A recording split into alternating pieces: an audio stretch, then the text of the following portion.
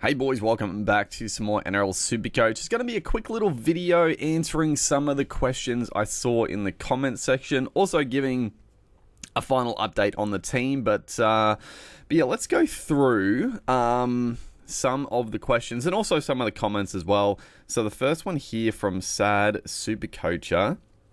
So he's going Ponga to Walsh, which, I mean, it's what I'm doing. It's what a lot of people are doing. At the end of the day, there are other options. I mean, I've seen a lot of people go Klokstad. Personally, I mean, if Klokstad played round 13, I would be much more tempted to go CNK, but he doesn't play round 13, so I don't think CNK has the upside of these other guys, but they do take on Gold Coast, so I don't hate the CNK play, but Ponga to Walsh, he's 600k, like he's such a good prospect. He will miss through Origin, but Broncos do have a good run coming up, so it's a great trade in my opinion. But then he goes on to say he's got Levi to Grant at the moment, not set on it, and he has Robson. He's got Robson and Levi as his dummy halves, looking to go Levi to Grant. It's a tough one because I guess I'm in a similar boat, obviously. Because I guess the difference for me was I was thinking about going Robson to Grant and having Brayley in his position. I mean, it's such a 50-50 one. Like, if you're gonna bring in Grant, I do think you bring him in this week. That's the thing. If you're gonna wait another week on Grant, you probably just wait until after Origin because he'll play Origin. I think the Storm are in a good enough position that you would expect Grant to get reduced minutes even on the backups after Origin. Not to say he won't still score well, because he definitely could. I do like the trade though. Levi to Grant, if you can make it work in one trade, like he says in the comments, he'll be set for dummy halves. He'll have Robson and Grant.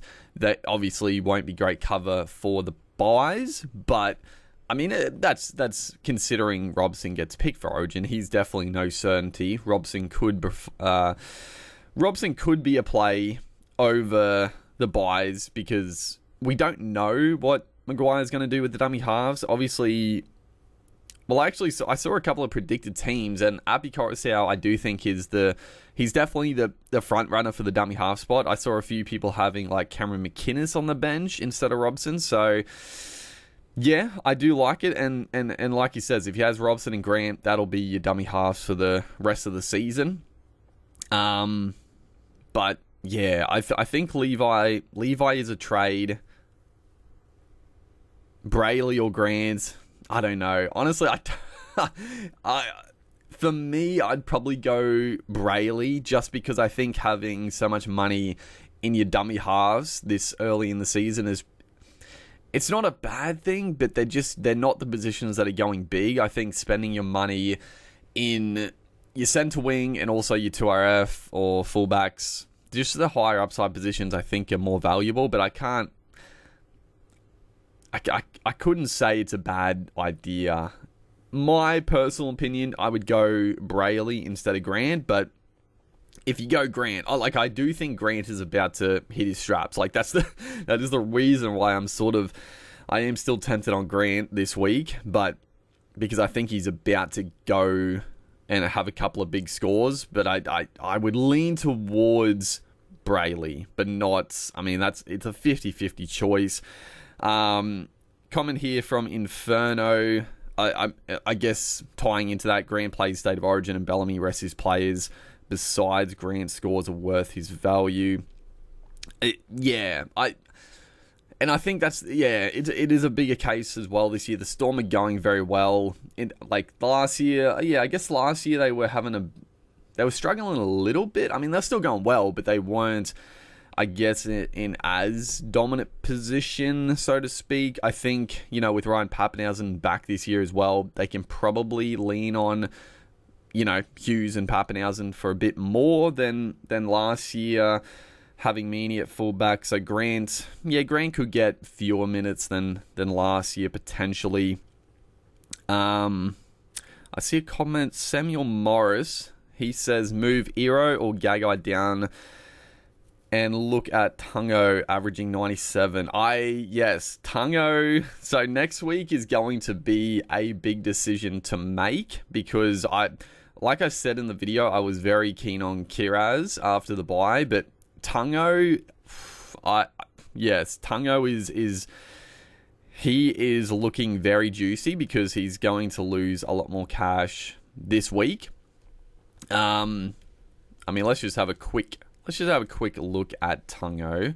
I think he's about he got to insanely high pricing because he had like a couple of big hundreds early on in the season. Like you said, he averaged 97 in the first couple of weeks, but it's going to be a tough choice. I mean, I probably could bring in potentially 2 gun center wingers, but I don't know if I'd want to. But Kiraz 627. So Tungo is still 684, but he does have a 122 break even, but he could definitely hit that this week against the Cowboys with Cleary back. He went 46 against the Storm they didn't score any points in this one. Then 145 and then 100. And then obviously with Cleary being out, he's still got great base, so he still scored 47, 32, 58, but the price has come down. He covers beautifully. He'll play round 13. He plays round 14. Yeah, Tungo and Kiraz are definitely both on the watch list, and I don't know. I think the fact that I've got Taylor May, I'd be a little bit more hesitant to bring in both Penrith centers, but we'll see. Question: would you vice Turbo or Walsh? That's a tough one. I'd probably... So, Manly against Parramatta, I think you got to go Turbo. I mean, just the fact they're playing at 4 Pines Park, they just play so much better. Turbo just always scores at 4 Pines Park. Parramatta, I do expect a bounce back from Parramatta. Like, surely they're not going to be as bad as last week. But I think you'd go Turbo. Reece Walsh against the Tigers, it is very juicy as well, but we don't know if he's not going to goal kick, but I think you assume that he's not going to goal kick with Reynolds back in the team, so that takes a bit of his ceiling off the top. I think Turbo probably has the better ceiling out of him and Walsh, and it's a juicy. I'd lean Turbo. I'd lean Turbo on that one. Comment here. DD Imoni. Would you not do Blaze instead of Schiller and hold him for one more week to see how he goes with that fog? Blaze and Gagai in your centre wing is just going to cause troubles in the future, obviously having 2 cheapies there. Yes, it is tempting, but personally I'm happy to hold Talangi. So Schiller I'm just not going to hold, right? Schiller, yes, he could score a couple of tries. He could do a Bostock and score a couple of tries and make more cash, but I'm not that worried. Like, if he does, he does, but I'm definitely not playing Schiller this week, so even if he scores well, it's fine. Like, at worst case scenario, he scores tries and I lose out on a little bit of cash, but I've got plenty of cash. Like, there's other prospects to downgrade, there's other cheapies that are popping up, so the cash is not necessarily an issue. And Schiller plays round 13, but I'm definitely not looking to hold Schiller for that long, just because his price is at a point that you want to downgrade him or you want to upgrade him either now or in a couple of weeks, probably anyway. Blaze Talangi, on the other hand, we don't know what's happening with the Eels. Mitch Moses is still gone for quite a bit. They play round 13. We just don't know. Like, Blaze could easily come back into that team. There's reports that Gutherson, with just his knee issue, he might move out of fullback. And you never know. Blaze could find himself in the fullback spot. I'm not banking on that, but there is obviously a possibility. And like I said, the money is not the issue. Like, you got Blaze there. Obviously, having two guys like Talangi and Gagai, it doesn't look great on paper if I need some depth in the centre wing. But at the end of the day, there's guys on the radar. You know, we got potentially the Armstrong for the Knights. If he holds the fullback spot, he's a dual centre wing and fullback option that we can downgrade. Someone like a Talangi or move Gagai sideways. You've got... Who else have you got coming up? I mean, I guess you've also got Jai Gray. Is Gray just a fullback? What is Gray, actually? What is Jai Gray? Because there is the possibility that Latrell Mitchell does get moved to the centre. Like, they've talked, like, if Jai Gray plays well enough, he could retain the fullback spot. No, that's the Dolphins. Where? I should have gone the opposite, dude. I'm a damn fool. Where is he?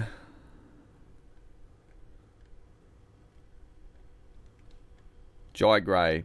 He's just 5'8". He's just a 5'8". Okay, I mean, that's fine. That's weird. He's just 5'8", but that's fine. I mean, there's cheapies on the horizon. The money, like I said, is not an issue. And I guess I've been a little bit lucky with the fact that Gagai is now playing and he could hold his spot for a couple of weeks and make a bit more cash. So that's the reason I think Schiller is a sell. If,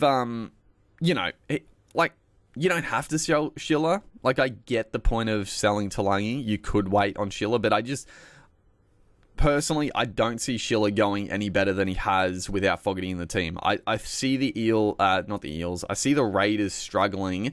And, I mean, Strange could still be a good option without Fogarty. He could get more touches of the footy. But they're going to have Strange and Weeks, who are both running halves in the side. I worry about their sort of outside backs getting good quality ball. Also, the kicking game. So, that's the reason. Shots... says he was torn early in the week as well with Drinky and Walsh, but I'm leaning towards Drinky. Thinking go big. His draw opens up. Yeah. And also, he is a pod. He definitely will be a pod.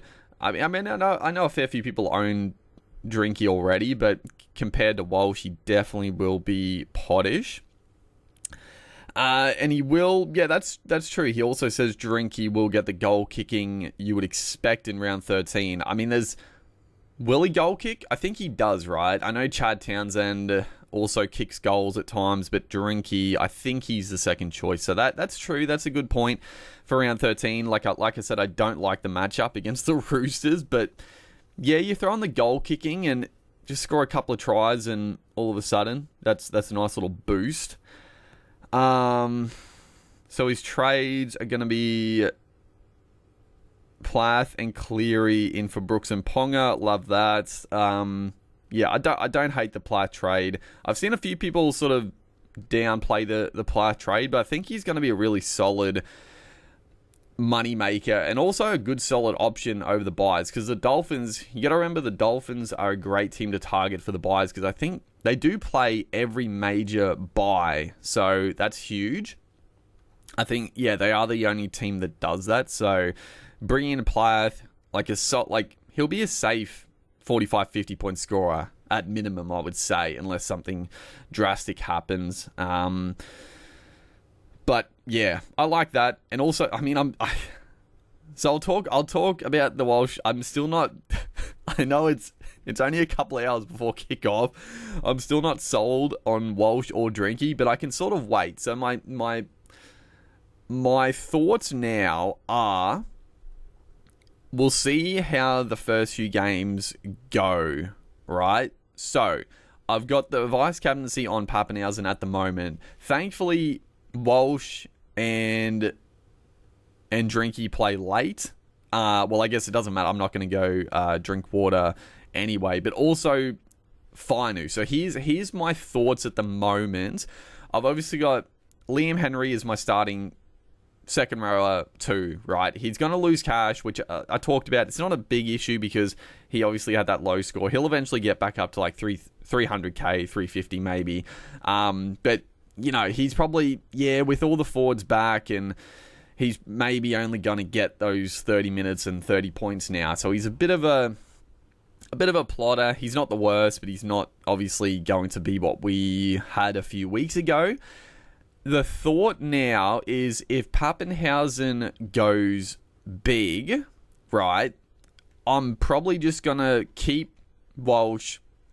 I'll keep Liam Henry, and I'll use him as like my free loop, right? Because I obviously don't mind dropping Henry. It's fine. Like, he'll probably be my lowest scorer, potentially. I mean, maybe Gagai, maybe Strange, maybe Galvin. They'll all score, like, probably 30 is going to be my low score anyway. So I'll drop Henry. I'll get the vice captaincy loop on Pappenhausen if he goes big. If he doesn't go big, if he does, I mean, I probably need him to go, I don't know. I don't know what I'll take. Maybe 110 plus. Maybe, I don't know, like anything over 100 is very nice just as a free loop because it's points on the board. Like, I know a Hines or a Cleary, they can go monster, but I don't know, 300 on the board, it is nice. So if I do that, I loop, I'll keep it like this. If Pappenhausen goes, you know, if he goes like under 100, I wouldn't loop. And then potentially, instead of playing Liam Henry, I would reverse a trade. I wouldn't bring in Walsh. I would save the trade to do the Drinky play next week. And then my second trade, I would just go Henry straight to Samuel Fainu, who I think is such a good pickup this week. So I actually like that option, and I'm sort of leaning towards it. I'd like Walsh is just so juicy at 600k. He's got a good few matchups, but it's a good run. Although, I mean, it is good, but I mean, they take on Roosters. Parramatta surely are going to be a little bit better. Manly, you don't know what they're going to dish up. Obviously, Tigers potentially is great, and then Gold Coast. It's not the best run of all time. Whereas Drinkwater, obviously, after this Penrith game, it's insane. Like, Dolphins, Gold Coast, South, Tigers, and then Drinkwater's so nice because he plays 13 and 14. It is, I mean, again, it's tough because they play the Warriors after the backup, so it's not an easy couple of games. But then Raiders, then it's a bit tough. I don't know. You might look at trading him out in like round 16. Because they don't play that game, and then they play Penrith. So you could do that, like a bit of an 8-week play or so. That's what I'm sort of leaning towards that, but we might let it play out. I can watch the first 3 games. Obviously, there's no urgency, and I'll just see how Pappenhausen goes as my vice captain. I think that's what I'm leaning towards now. But I'm still undecided. I'm pretty locked into just holding Brooks, going Schiller. I know people like comment before saying go Talangi out or something, but I think I'm just going to do this. I think I'm happy to do this. I don't mind it. Just holding Talangi just in case, like I said, with the potential play down the line. I think that's pretty much all the questions. I'll read a couple more comments. ASAP, Oki. I did Ponga to Lowmax with Ero's fullback duel this week. You know what? I didn't even think about that. I actually forgot all about that. You can do... Yeah, you could bring in a gun center winger instead of a fullback for Ponga with Ero at fullback. So that's true. That is actually very, very true.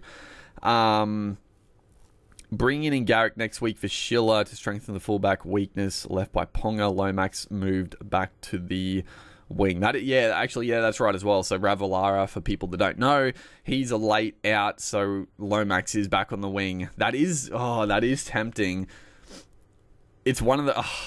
now, I shouldn't even read the comment because now I'm like, yeah, What would you like? Obviously, you would rather Lowmax and Fainu, but you're strengthening your front row to a enormous degree. You're gonna have just really solid options now. And Lowmax is obviously like on the high. He's on a high echelon. Like he's 800,000. Yeah, honestly, I don't think I'm going to think about it, because then you've got to worry about the future of sort of... Well, it doesn't matter too much, because then you'd obviously swing Eero back to centre wing and trade out... You could trade out, a Strange or someone else, but you do have to trade out somebody else for a fullback, so it's good and bad, depending how things go. So I think I'm not gonna toy around with that option, because there's so many different avenues. I think I'm gonna focus on the two I was thinking of, even though that is nice. I do love the move of going Lowmax in for Ponga, if you don't love like the Walsh play, or if maybe you own Walsh already, but that's nice. But yeah, that's pretty much it. That's all the questions and comments I saw that were sort of Supercoach team relevant. But yeah, that's how we're looking for the week. The only decision now, like I said, we wait on Pappenhausen. If he goes massive, we'll keep Liam Henry. We'll keep... I mean, we still could save the trade. We don't have to go Walsh this week. Even if we don't bring in Fainu, we could still save the trade. And I've seen a few people trade out. The other thing I'll talk about is people trading out like Morgan Smithies for like a Fainu. Personally, I don't like that. I just don't. I mean, Morgan Smithies has been excellent. He covers the buys as well. And, like, I think you got to remember, like, he only played 47 minutes because he played 80 minutes and then he played 90 minutes against the Gold Coast Titans and the Broncos were flogging them. I think Smithies is a sensational hold. He got 45 points in 47 minutes. I would be shocked if his minutes aren't back up to, like, 60 plus minutes again for the next couple of weeks. I think it was just because he played the full game 2 weeks in a row, 90 minutes last week against the Titans. So I think Smithies is a great hold. I have seen a few people trade him out for like a Fainu or somebody else. I don't like it, because they cover so nicely. He covers 13 against the Dolphins. He misses 14, but that's fine. Then he covers 15, 16, 17. So, I mean, maybe after like the backup in 17, if you need numbers, you could trade him out in like 18 potentially. That's what I'm looking at. But I think Smithies is a hold. Fermor, I think if you got like a Fermor, I think he's better to sell, because, you know, he'll make a bit more cash, but he doesn't cover round 13. He does cover 14, 15, 16. So, but I think Fermor for me is the guy that I'm going to look at upgrading or potentially downgrading if someone else pops up. But that is what it is. And I guess that's actually, yeah.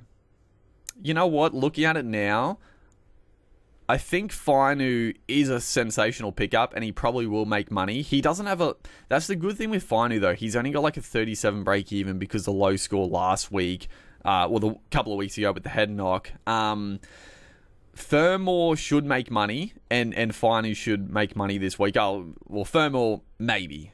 He shouldn't lose money anyway. So next week, I could downgrade Fermor to Fainu if I save a trade, because then I would have Fainu in my second row forward and I would have a duel in my 2F and my front row forward, which would be really good. I could swing it around nicely. That actually seems a lot better. And just, I guess, Henry, we can just hope that maybe the minutes increase to like 35, 40. So that's actually, yeah. And the more I think about it, I actually think maybe saving the trade, just, you know, because I still love, this is obviously a little bit fucking meta, but like I'm a Broncos fan, so I love watching the Broncos play anyway. I don't care if Walsh kills it. Like usually, like in Supercoach, right, if you don't own a player and he kills it, you're half like, fucking, why? But for me, I'm like, I'm going for the Bronx. Like if the Bronx kill it, if Walsh kills it, I'm happy. I don't need him to be in my team. It's like other players. So, you know what? I think I'm going to make a late change before and save. I'm going to save a trade. Yeah, I think I'm going to save a trade and not even bring in Fainu. I mean, we could look at someone else at that point, but I'm probably just going to save a trade this week and then use 2 trades next week. Go like Fainu and go like a gun center winger. But I don't know. I might just wait to see how the Melbourne game plays and we'll take it from there. But hopefully you guys enjoyed the little video here. We rambled on for longer than I thought I would. But yeah, hopefully you guys have a good Anzac Day. Good footy to come. It's going to be a great weekend. But yeah, hopefully you all have a good week. Make sure to like and comments, and I'll see you guys in the next one.